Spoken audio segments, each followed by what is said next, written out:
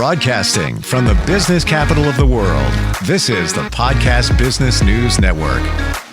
And welcome back, everyone. Here we are right around the third week of January. And it's right around this time that it's been said that many people derail on their New Year's resolutions. Sometimes it goes as far as the first week of February. We have these goals. Every year, it's usually the same goal, especially with fitness and health, and we derail. Why is that? Why can't we just keep moving it forward and attain those goals? We're going to talk about that today, and she helps people move their lives forward all the time. She's the president and founder of Moving You Forward. She's an amazing life coach, and going to get a lot of insight today from Margaret Enloe, who joins us once again on the program. How you doing today? I'm good, Steve. I'm good. It's a sunny day, a little cold here in New York City, but hey, I've got a coat when I go out, so it's been an interesting weather-wise start to the year because it has gotten so cold in not just New York City, but oh my gosh, in places, right? Yeah, Florida. Like what? Like down, freeze warnings for like Ocala, and it's even upstate. My son's heading back upstate to college, and we're just sitting there, and I'm like, let me look at the weather. I'm like, oh, like 1 degree. Yeah, to be expected, but we know it's going to get warmer. We know that we want to attain certain goals. Did you set any resolutions for yourself? The only one I set for myself was to spend more time with my husband, and that's because I am quite, let's say, busy with my coaching work and meeting with people, networking, going to the gym. So I have kind of a busy schedule. So that's my goal. But yes, that's my goal. He doesn't know it, but he doesn't know it. I don't think I set any resolutions, but it's a different scenario because I believe I shared, I'm in a men's group, and we set commitments every week. So I could say, my New Year's resolution is go back to the gym, spend more time. That's my weekly commitment, 4 times at the gym, at least an hour at a clip. And then there's other things that come underneath that. Then we also do 90-day goals, and they hold us to it, and it's kind of the same thing when you work with somebody. You're making sure that somebody adheres to it. You're walking that journey with them, the accountability that goes with that. Why do you think that many of us set a goal, call it a resolution, and we derail just a few weeks in? Just a few weeks in. I think, Steve, it's because the goals are not specific enough. You just were commenting on the goals you're setting in your men's group. Those sound like they're fairly specific. Hey, you said 4 times at the gym and with your men. It's something that you're, as I said, specific about, and it's also probably doable. You're not setting unrealistic goals. Somebody, I remember I had my friend, the trainer, Jason Rodriguez. Yes. Speaking. Yeah, he's great. Yeah, he's great, right? And he often makes the distinction between objective goals and behavioral goals. And a lot of objective goals might be, I want to lose weight. I want to save more money. I want to be better at communication. Those are overarching goals. And I, as a coach, am often dealing with clients who come up with these broader goals, and I say, that's fine. But then it's, what are you going to do about that? That's where you get down to the specificity. What steps are you going to take? So you say to yourself, Steve, I'm going to go to the gym 4 times for an hour each time, more or less. And then I can't remember some of the other ones you mentioned, but those are quite specific. And then you have the group to help hold you accountable. So to answer your question, one, a lot of goals people set are not specific enough. They're not realistic. They're not with a time around them. I'm going to do something each week. I'm going to do something by June 30th. I'm going to do something 3 times a week, let's say. And they have nobody to help them feel accountable for achieving them. And that's really where a coach can be very handy. But let's say you don't have a coach. You have a group like you've got, or maybe you have a colleague or a friend or a loved one. You explain your goals to them. and then they hopefully help you feel accountable for achieving them. But I really do get back to this specificity. There's an acronym which I think you're probably familiar with. Make SMART goals, SMART. So make them specific, measurable. I want to lose weight. It's often a resolution many people want to make. Well, if you say, fine, how much weight? I want to lose 30 pounds in the next 6 months. This is going to be useful to me because I will fit into the clothes that I've had in my closet for a long time. And it's something that's achievable. You're not saying I want to lose 50 pounds in the next 2 months, right? That's not achievable unless you're doing really dumb things. So it's setting these SMART goals, and it's an acronym that's been used. I think some man developed it maybe back in the 60s, and it still has a lot of relevance. The SMART goals, though, do not incorporate the concept of what's going to make you accountable. And that's where, hey, having some accountability to someone other than yourself is very helpful to making sure your SMART goals are achieved. I feel when you get more specific, you can sway a little bit in terms of the realistic part of it. So, for example, I want to lose weight. That's my New Year's resolution. I'm going to go to the gym. Okay, great. Now, when you start getting specific, I want to lose 25 pounds. Okay. But maybe it's not realistic in a time frame you're thinking. I also want to do this with you. So, along with the resolution, I've heard about this and I've done it myself. The word of the year. The word of the year. So I'm not saying you shouldn't have goals and resolutions, but what word would pilot your year? And I believe the best way to figure that out is look at last year and what that word would have been.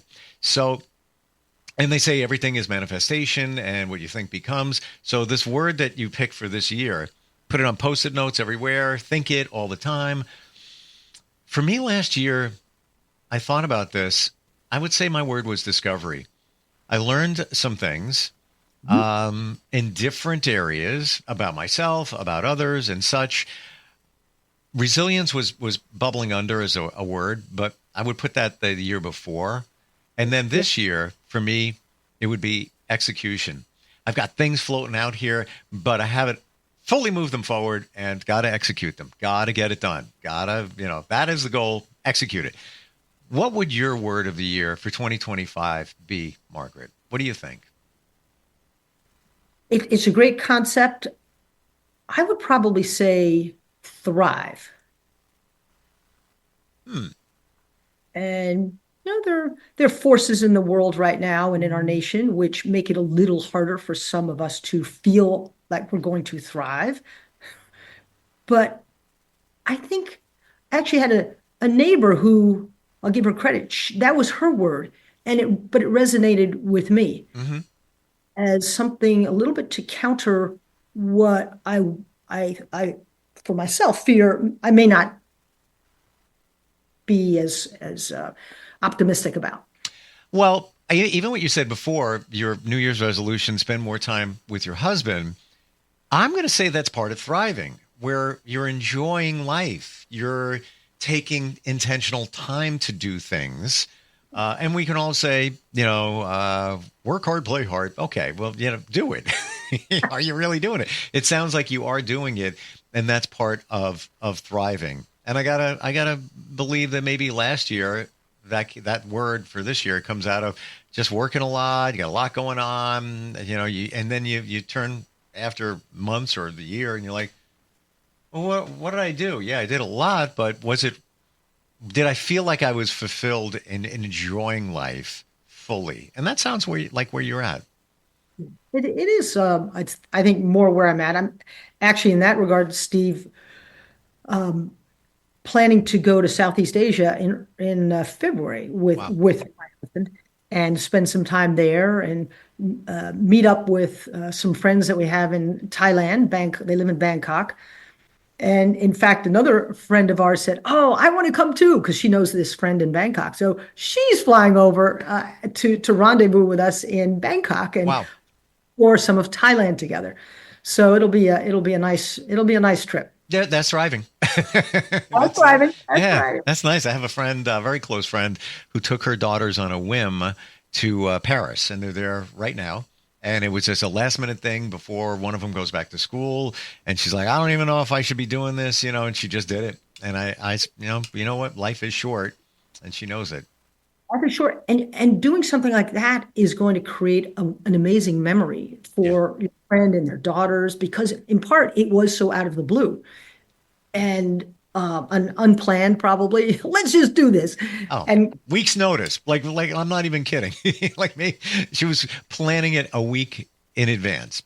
yeah, Yeah, yeah. And yeah, there's something to be said about that. A little bit of spontaneity. spontaneous. How about other thoughts on in goal setting? Now we're talking about resolutions, but in by and large, it's we have goals. So whether it's a resolution or just want to get something done, what's the best way to set the intention to get a goal done? Well, first, it's really thinking about, well, what is that goal? And a lot of times people don't spend the time to really think about it like the way you've done it. You've come up with the word execute for 2025. And how long did it take you to come up with that word for this year? Truth be told, this concept of the word of the year, the person that told me about it, execution was their word. And I tried to come up with another word that fit, but I Yeah. couldn't because it so fits. And like I said, I thought of resilience because I believe in the last few years of my journey, that does describe me, but that's probably 3 years ago and doesn't fit. And execution, it's not that I'm dragging my butt. I have these things are in place, but need to be moved forward. Need to be moved forward. Just needs a just a nudge. I need to execute them. So that word fit me. I couldn't find a better one. And then I think you said, I'm putting reminders up around maybe post-its. Yeah. So just to answer your question, one is, hey, spending the time, it may be 2 minutes or 2 hours or 2 days, 2 weeks, coming up with that goal and being intentional about it. And then again, being specific about what that is. I can't overemphasize that. And then people are different. Somebody like you, maybe it's enough just to have a word.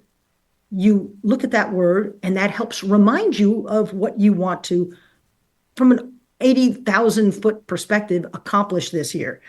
You want to execute. But underneath that, you have clarity, it sounds like, around at least 50 to 75% of what you want to execute on. I doubt you wake up and you say, I've got nothing to execute on today. I really can just go relax. Probably No, every no, day. Margaret, I need to thrive like you. Yeah. In your execution. But for some people, it may be enough just to have a weekly conversation with someone. Yes. Some people are more organized than other people. Some people like journaling. They journal every day. They have done that for 10 years.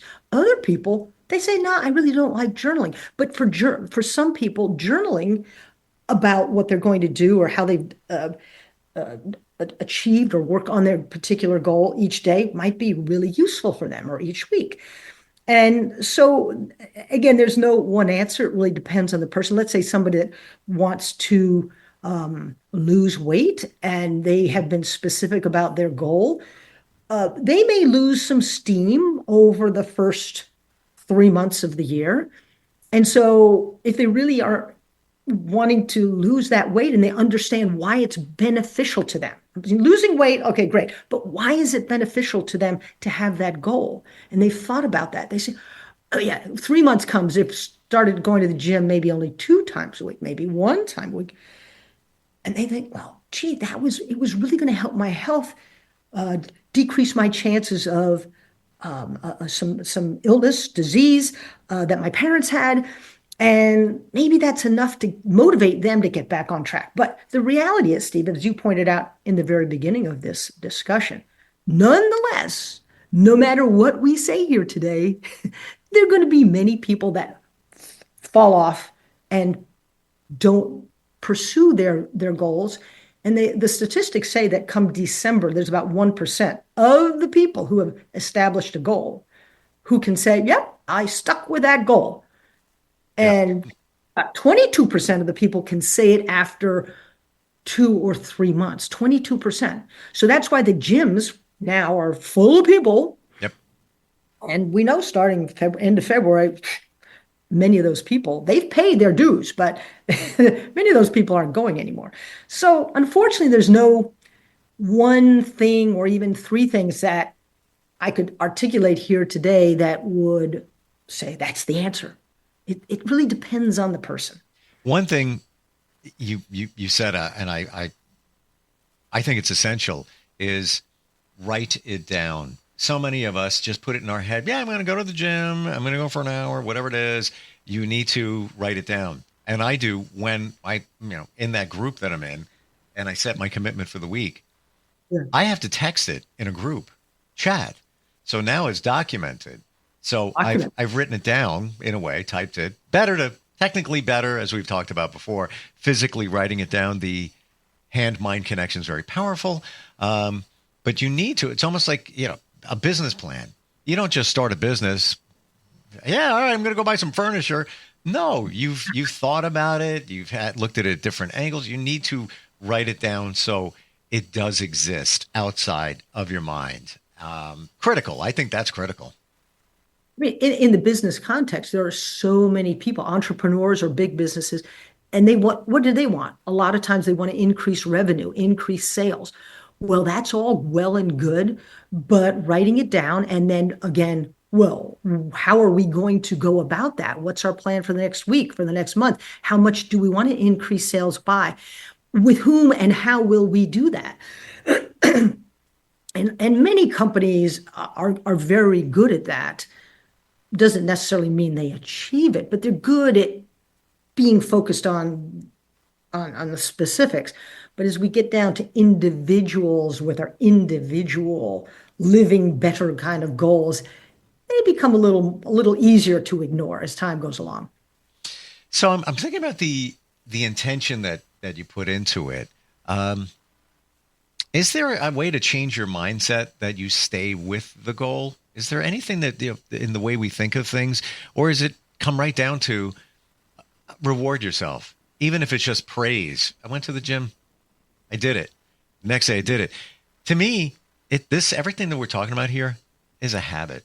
You gotta create a habit. You have bad habits, create good habits, and like for example, going to the gym.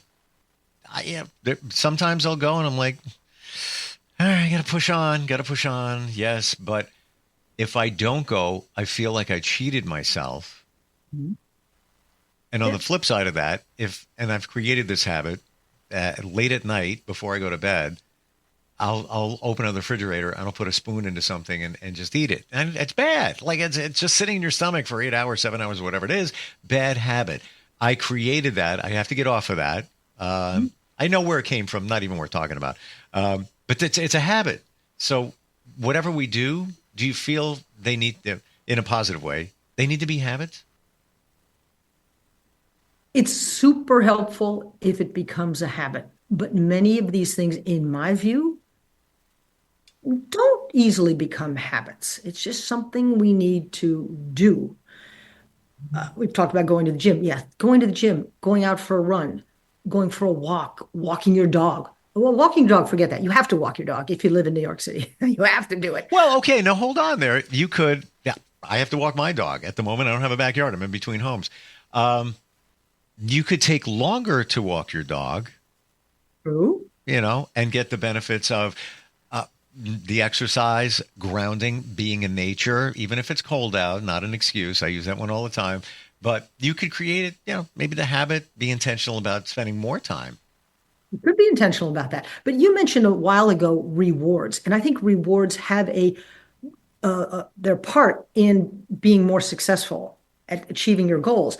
And I can reflect back on a time decades ago, Steve, when my sister and I were out of college. We were trying to lose some weight, and we didn't have this idea of the SMART goals in mind, but we created a calendar, and our reward, if we did whatever we were supposed to do back then, I don't know, was to put a gold star on that day. And seeing those gold stars mount up is like, oh, good. You see physically with your eyeballs, yes, I've done what I said I'm going to do. And that starts building some momentum.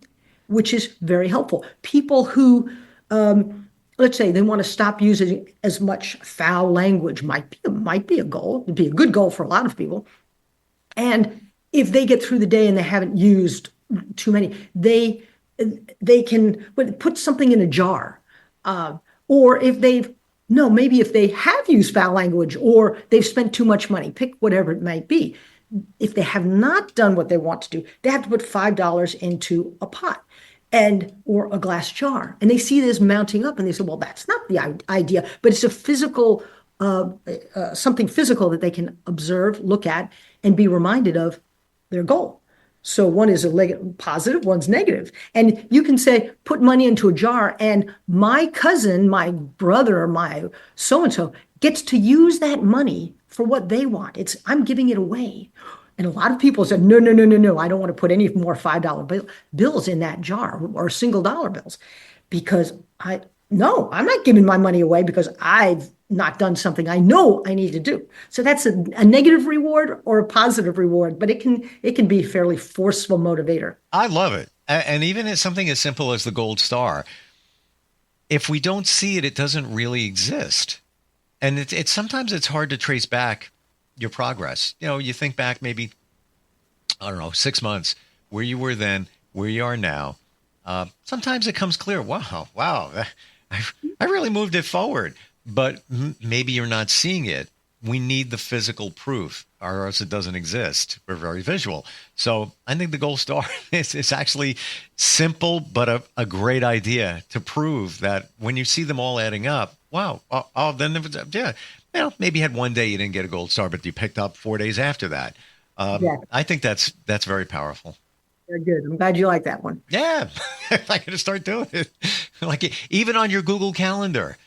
Put something down there to note that, went to the gym, checking that box off. I went. Ways of electronically giving yourself that gold star. It doesn't have to be anything, but you can physically see it on your iPhone or your mobile device. I agree. I'm more, even though I love technology, embrace all of it. A lot of that stuff, I go old school.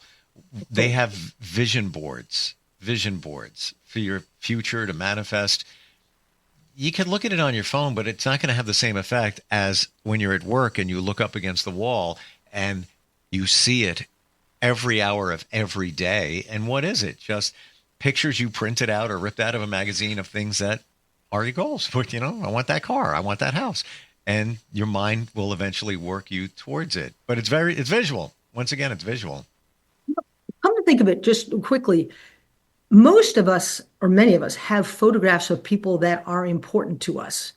Even Biden, you can see right behind his Resolute desk, you see pictures of his family. You can see pictures of your family. I have pictures of my family. These are people that are meaningful to us. So again, in the context of setting a goal, one could arguably say, instead of a Post-it, I'm going to frame something that is meaningful to me, that really speaks to me, and put it, instead of Elvis Presley, I'm going to put something else that I have to look at. Maybe it's the word execute every day when I'm at my desk. Well, yes, that's happening. I haven't done it yet. I have to put literally Post-it notes I'm going to put up, maybe even just a big word. But what we see becomes reality and things we appreciate. Side note, talk about things on the wall. I needed an answer for something. And I knew it was there, but I wasn't getting it. Like, what is the answer? I'm driving my car 1.5 miles from here, stopped at a stop sign, and a song, Let It Be, dropped into my head. I'm like, well, that's odd. Why am I hearing that? Well, if you listen to the song, there will be an answer, Let It Be. I walk through the door here, not more than, 2 minutes later, phone rings. It was the answer I needed. So, and the lyrics to that song are up on the wall in the office next door. Because I pilot by that, but yeah, visually stuff around you, sometimes we forget that it's there, but it's there, it's making a mark on us. Exactly. And yeah, to your point, I've got, pictures around. Why not make it my goals? A vision board, trip to Paris, whatever it might be.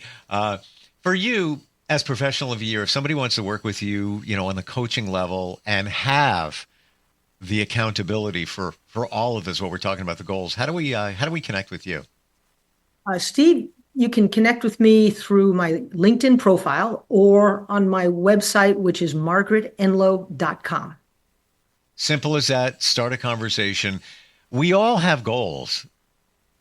Yeah. And your friends and family aren't going to be the ones that move you forward. They'll help, but they're not the ones that are going to hold the mirror up to you and get it done. Like Michael Jackson's song, right? Man in the mirror.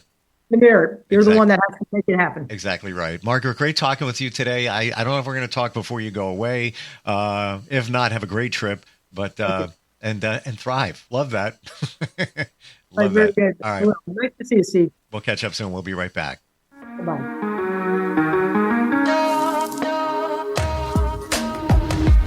Broadcasting from the business capital of the world, this is the Podcast Business News Network. It's Thursday night, and you're grabbing drinks with some friends. Started off with a pitcher for the table, which quickly becomes two. There's pool. And there's the photo booth. All right, everybody squeeze in. Say cheese! Followed naturally by an order of wings. And another. Can we get some extra ranch sauce? Then there's the ceremonial nightcap. So what are we doing this weekend? And lastly, it's back to the car, which, if you're buzzed,